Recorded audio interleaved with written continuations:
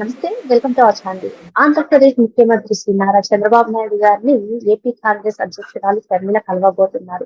మరి ఆమె రైతు సమస్యల గురించి కూడా చెప్దామని వినతి పత్రం అందించడానికి ఆమె వెళ్తున్నారన్నట్టుగా తెలుస్తుంది.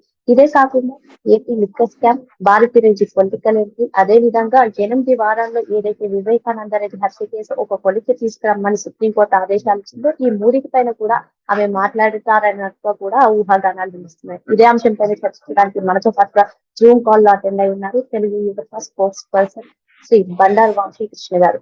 సార్ నమస్తే. సార్ నమస్కారం అమ్మా.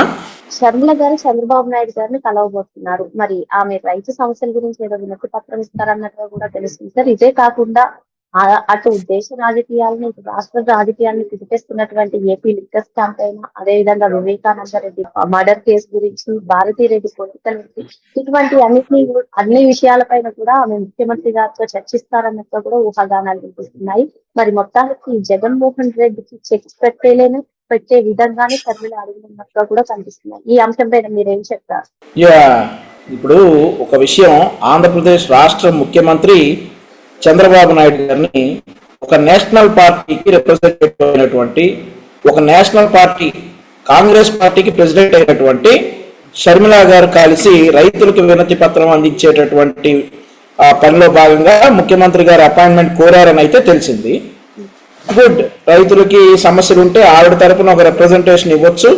ఆవిడకి వాళ్ళ పార్టీ సానుభూతి పరుల్లో రైతులు కూడా ఉండొచ్చు. ఆ రైతులు వచ్చేసి మేము ఆంధ్రప్రదేశ్ రాష్ట్రంలో ఇట్లాంటి సమస్యలు కొంచెం ఉన్నాయి, మీరు ముఖ్యమంత్రి దృష్టికి తీసుకువెళ్ళి వీటిని సత్వర పరిష్కారానికి ఏదైనా మార్గం చూడండి అని ఉంటే ఆ సమస్యలను తీసుకుని షర్మిల గారు చంద్రబాబు నాయుడు గారి అపాయింట్మెంట్ తీసుకుని ఉండొచ్చు. బానే ఉంది. కానీ మన రాష్ట్రానికి ఉన్నటువంటి దౌర్భాగ్యం ఏంటంటే, పొరపాటున ఇప్పుడు ఆవిడ ఎల్లో కలర్ శారీ కట్టుకొచ్చారు అని అంటే అది యాదృచ్ఛికంగా ఆవిడ కట్టుకొచ్చినా, లేదంటే మరి అదొక పెద్ద న్యూస్ అయిపోయేటటువంటి దరిద్రం ఏ రాష్ట్రంలో కూడా లేదు, కేవలం ఆంధ్రప్రదేశ్ రాష్ట్రంలోనే ఉంది. ముఖ్యంగా ఆవిడ చెప్తున్న మాట ఏంటంటే, రైతుల సమస్యలను ఈ ముఖ్యమంత్రి గారి దృష్టికి తీసుకురావడానికి కలుస్తున్నాను అని చెప్తా ఉన్నారు. కానీ ఇంటర్నల్ గా చూసుకుంటుంటే ఆవిడ ఫేస్ చేస్తున్నటువంటి మరికొన్ని సమస్యలు ఉన్నాయి. ఆవిడ కుటుంబ సమస్య అయినటువంటి ఆవిడ బాబాయ్ హత్య కేసు కావచ్చు, అలాగే వాళ్ళ ఆస్తుల వ్యవహారాలు కూడా కోర్టులో నడుస్తున్నాయి, కానీ అవి ప్రభుత్వానికి ఏమీ సంబంధం ఉండవు కాబట్టి ఆ విషయాలు ఏవైనా కానీ మనం ప్రస్తావించదలుచుకోలేదు.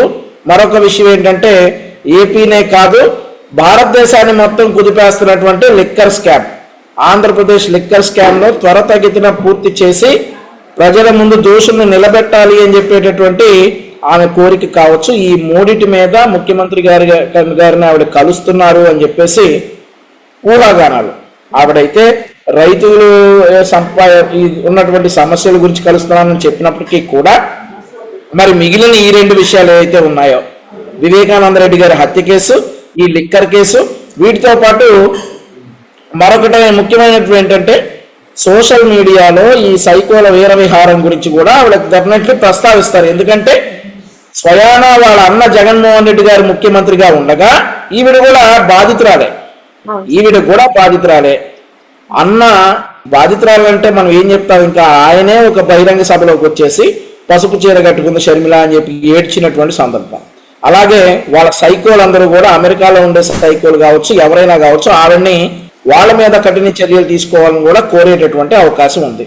ఏది ఏమైనా కానీ మనకి మాజీ ముఖ్యమంత్రి జగన్మోహన్ రెడ్డి ప్రస్తుతం ప్రతిపక్ష నేతని అని చెప్పుకునేటటువంటి ఒక వ్యక్తికి చెల్లెలు కాబట్టి ఆవిడ వాళ్ళ అన్న 5 సంవత్సరాలు ముఖ్యమంత్రి అవటానికి కారణమే ఈవిడ పాదయాత్ర వల్ల ఆయన ముఖ్యమంత్రి అవటానికి కారణం ఈయన కాబట్టి వాళ్ళ అన్న దగ్గర జరగనటువంటి న్యాయం చంద్రబాబు నాయుడు గారి దగ్గర జరుగుతుంది అనేటటువంటి ఉద్దేశంతో ముఖ్యమంత్రి గారిని కలపడానికి సిద్ధమయ్యారు. ఈ వివేకానంద రెడ్డి హత్య కేసులో గడిచిన 5 ఏళ్ళు కూడా అసలు ఎటువంటి న్యాయం జరగలేదు, ఒక అడుగు కూడా ముందుకు వెళ్ళట్లేదు అని చెప్పి ఆమె పలుసార్లు చెప్పించారు. ఇప్పుడు కూటమి రాకపోతే ఇప్పుడు సుప్రీంకోర్టు ఆదేశాలు కూడా ఈ 8 వారాల్లోపు కొలిక్కి తీసుకురమ్మని చెప్పారు. నేను మొత్తానికి ప్రభుత్వంలో అయినా మాకు న్యాయం జరుగుతుందని భావించి ఇప్పుడు బాబు గారి దగ్గర ఇటువంటి ప్రస్తావన తెస్తారంటారా? ఇప్పుడు ఓపెన్ బుక్ మేడం. ఇప్పుడు ఈ వివేకానంద రెడ్డి హత్య ఎవరు చేశారు అనేది ప్రజలందరికీ అర్థమైపోయింది. దీని వెనక ఉన్న పెద్ద తలకాయ ఎవరు హత్య చేశారు అనేది ప్రజలందరికీ అర్థమైపోయింది.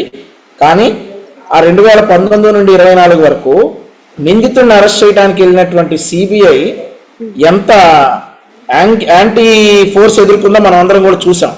ఆంధ్రప్రదేశ్ ప్రభుత్వం నిందితులను అరెస్ట్ చేయడానికి వెళ్ళినటువంటి సిబిఐ అధికారులకు కోఆపరేట్ చేయకుండా ఆయన నంద్యాలలో వాళ్ళ అమ్మగారిని పెట్టుకుని ఒక హాస్పిటల్లో ఉంటే ఆ హాస్పిటల్ బయట రౌడీ మొక్కల్ని పెట్టి ఈ డ్రామా హాస్పిటల్లో ఆడింది కూడా డ్రామానే. అట్లాంటి డ్రామాలన్నీ కూడా ఈ 5 సంవత్సరాలు నడిచాయి. కూటమి ప్రభుత్వం వచ్చిన తర్వాత ఆ డ్రామాలన్నిటికీ తెరకట్టేటట్లుగా సుప్రీంకోర్టు మరొకసారి ఈ కేసు మీద పునర్విచారణ ఎందుకు చేయకూడదు అని కోరితే దానికి మళ్ళీ హైకోర్టు పరిధిలోనే పెట్టారు. దానికి ఒక 6 వారాలు ఏమో గడువు ఇచ్చారు. 6 వారాల తర్వాత డెఫినెట్లీ వివేకానంద రెడ్డి గారి హత్య కేసులో ఉన్న నిందితులందరినీ అరెస్ట్ చేసే బాధ్యత కూటమి ప్రభుత్వానికి ఉంది. ఈ విషయంలోనే షర్మిల గారు మళ్ళీ ఒకసారి ముఖ్యమంత్రి గారు రిక్వెస్ట్ చేసినా గానీ చేయొచ్చు. సో అక్కడ దాని వెనకాల ఏం జరుగుతుంది, ఇన్ని రోజులు ఏం జరిగింది, 5 సంవత్సరాల్లో నంద్యాలలో హాస్పిటల్కి వెళ్ళినటువంటి సిబిఐ అధికారులు ఎందుకు డిపెండ్ చేసుకోవాల్సి వచ్చింది, అక్కడ ఉన్నటువంటి సిబిఐ అధికారుల మీద కేసులు ఎందుకు నమోదయ్యాయి, ఆ కేసులు మొత్తం మళ్ళీ తప్పుడు కేసులను కొట్టేయడం కూడా జరిగింది. ఇవన్నీ జరిగిన నేపథ్యంలో ప్రస్తుత ముఖ్యమంత్రి చంద్రబాబు నాయుడు గారి దగ్గరికి వెళ్ళి షర్మిల గారు రిక్వెస్ట్ చేస్తారు, ఇది కేసు 6 వారాల తర్వాత త్వరితగతిన పూర్తి చేసి నిందితులను అయితే డెఫినెట్లీ అరెస్ట్ చేస్తారు. సార్ మీరు స్టార్టింగ్ చెప్పారు కదా సార్, పాల్పడుతున్నారు వాళ్ళపైన కూడా చర్యలు తీసుకోవాలని చెప్పి ఆమె కోరుతారు అన్నట్టుగా. కానీ కూటమి ప్రభుత్వం అధికారంలోకి వచ్చినప్పటి నుంచి సోషల్ మీడియాలో ఇటువంటి విపరీతంగా పెరిగినా అంతకు ముందున్నా కానీ కూటమి సరి అయినటువంటి యాక్షన్ తీసుకోవట్లేదు అనే వాదనలు కూడా వినిపిస్తున్నాయి. దీనిపైన మీరేమంటారు? అన్ని బయటకు చెప్పుకోలేమమ్మా. యాక్షన్స్ తీసుకున్నవన్నీ కూడా మనం బయటికి చెప్పుకోలేం. దాదాపుగా మీరు చూసుకుంటే 2019 నుండి 24 వరకు YSR Congress party social media చూసుకుంటే ఒక బూత్ చిత్రం చూసినట్లే ఉండేది. ఈ రోజు చూస్తే అన్ని లైన్లోకి వచ్చాయి, సెట్ అయ్యారు. మళ్ళీ ఈ మధ్య ఒక 20 days నుండి కొన్ని అకౌంట్లు ఇండియా నుండి ఆపరేట్ చేయకుండా వైఎస్ఆర్ కాంగ్రెస్ పార్టీ అనేటటువంటి పార్టీ సానుభూతి పరులైనటువంటి కొంతమంది అవుట్ ఆఫ్ ఇండియా ఆపరేట్ చేస్తా ఉన్నారు. వారిని కూడా గుర్తించడం జరిగింది. ఇక్కడ వారు లేకపోతే వారి కుటుంబ సభ్యుల్ని హెచ్చరించి వీరి మీద ఖచ్చితంగా చర్యలు తీసుకుంటారు. ఎక్కడ ఇప్పుడు భారతదేశంలో ఏ రాష్ట్రానికి ఈ దౌర్భాగ్యం లేదమ్మా, మన రాష్ట్రానికే ఉంది. ఏంటంటే మహిళలపై సోషల్ మీడియాలో విచ్చలవిడిగా మాట్లాడుతున్నటువంటి యదనుల్ని కంట్రోల్ చేయడానికి ఒక మంత్రివర్గ ఉపసంఘం కేవలం ఆంధ్రప్రదేశ్ రాష్ట్రంలోనే ఉంది అని అంటే అవతల ఉన్నటువంటి వైసీపీ ఎంత దుర్మార్గమైన పార్టీయో మహిళల పట్ల వాళ్ళకు ఉన్నటువంటి చిత్తశుద్ధి అంటే మనం అందరం కూడా ఇక్కడ అర్థం చేసుకోవాలి. ఒక మంత్రివర్గ ఉపసంఘాన్ని ఏర్పాటు చేయడం జరిగింది. అనితా గారిని, పార్థసారథి గారిని, సత్యకుమార్ యాదవ్ గారిని, నాదెండ్ల మనోహర్ గారిని అపాయింట్ చేస్తా సోషల్ మీడియాలో రెచ్చిపోతున్నటువంటి సైకోళ్ల తాట తీయడానికి ఒక మంత్రివర్గ ఉపసంఘం ఏదైనా ఒక డెవలప్మెంట్ యాక్టివిటీకో ఏదైనా ఒక ఎంక్వైరీ యాక్టివిటీకో ఉపసంఘాలు ఏర్పాటు చేస్తారు పక్క స్టేట్ లో ఎవరో ఏ గవర్నమెంట్ అయినా కానీ మన రాష్ట్రంలో వైఎస్ఆర్ కాంగ్రెస్ పార్టీ అనేటటువంటి దౌర్భాగ్యపు దుర్మార్గపు పార్టీ ఉంది కాబట్టి మహిళలపై జరుగుతున్నటువంటి ఆకృత్యాలను సోషల్ మీడియా వేదికగా మహిళలపై చేస్తున్నటువంటి కామెంట్లు అరికట్టడానికి కూడా ఉపసంఘాన్ని ఏర్పాటు చేసుకున్నామంటే ఎంత దౌర్భాగ్య స్థితిలో ఉన్నామో అర్థం చేసుకోవచ్చు. మీకు ఆగస్టు నెలలో చూసుకుంటే మన అభివృద్ధి వర్సెస్ వాళ్ళ అరాచకం, మన అభివృద్ధి వాళ్ళు చేసినటువంటి విష ప్రచారం బ్యాలెన్స్ చేసుకుంటే మన అభివృద్ధి మనం చెప్పుకోలేకపోయాం. మనం చేసింది ఏంటంటే 55,000 కోట్లతో టీసీఎస్ విశాఖపట్నంలో పెట్టుబడులు పెడతా ఉంది. 560 కోట్లతో కుప్పంలో యాపిల్ మ్యానుఫ్యాక్చర్ కంపెనీ వస్తా ఉంది, రా ప్రొడక్ట్స్ మ్యానుఫ్యాక్చరింగ్ కంపెనీ. అవన్నీ చెప్పుకోకుండా అమరావతి మునిగిపోతా ఉందనేసరికి ఒక విష ప్రచారం. చంద్రబాబు నాయుడు గారు రైతుల్ని అనని మాటల్ని అన్నట్లుగా డీప్ ఫేక్ వీడియోలు తయారు చేసి ఒక విష ప్రచారం, యూరియా దొరకట్లేదు అనేది ఒక విష ప్రచారం.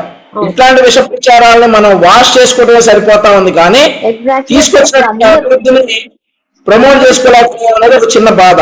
ఈ రోజు చూసుకుంటే టుడే నిన్న చరిత్రలో ఎప్పుడూ లేనట్లుగా 16,000 మందికి డిఎస్సి టీచర్ నియామక పత్రాలు అందజేస్తే దాన్ని కూడా చెప్పుకోలేనటువంటి దౌర్భాగ్యం ఏంటంటే బాలకృష్ణ గారిని, చిరంజీవి గారిని ఏదో అన్నట్లుగా వాడు క్రియేట్ చేసి ఈరోజు బాలకృష్ణ గారు అనింది ఎవరినండి, సైకో అని జగన్మోహన్ రెడ్డిని అన్నారు. సాక్షి పేపర్ హెడ్ లైన్స్ చూసారా, చిరంజీవి అన్నారని చెప్పేసి రాసుకొచ్చారు. సో ఇది వాళ్ళ విష ప్రచారం. సో చెప్పుకోలేకపోతా ఉన్నాం. 16,000 మంది ఒక్క రోజులో నియామక పత్రాలు అందించి ఇదొక చరిత్ర, ఇదొక రికార్డ్, ఏ రాష్ట్రం కూడా చేయనటువంటి రికార్డ్. ఈ రికార్డును కూడా చెప్పుకోలేనటువంటి దౌర్భాగ్య స్థితిలో వైఎస్ఆర్ కాంగ్రెస్ పార్టీలో ఉన్నటువంటి విష ప్రచార media main media and also ఈ సోషల్ మీడియా వీళ్ళందరూ కూడా అరికట్టాలి. డెఫినెట్లీ మన ఆంధ్రప్రదేశ్ రాష్ట్ర ప్రభుత్వం చేస్తున్నటువంటి అభివృద్ధి కార్యక్రమాన్ని ప్రజల్లోకి తీసుకెళ్ళడానికి ఒక ఎజెండా అయితే ఏర్పాటు చేసుకుని అదే మాదిరిగా వీళ్ళ అసత్య ప్రచారాన్ని ఖండించేది కూడా గట్టిగా స్ట్రాంగ్ గా ప్రజల్లోకి వెళ్ళాలని అయితే నేనైతే అనుకుంటా ఉన్నా. Thank you sir. Thank you.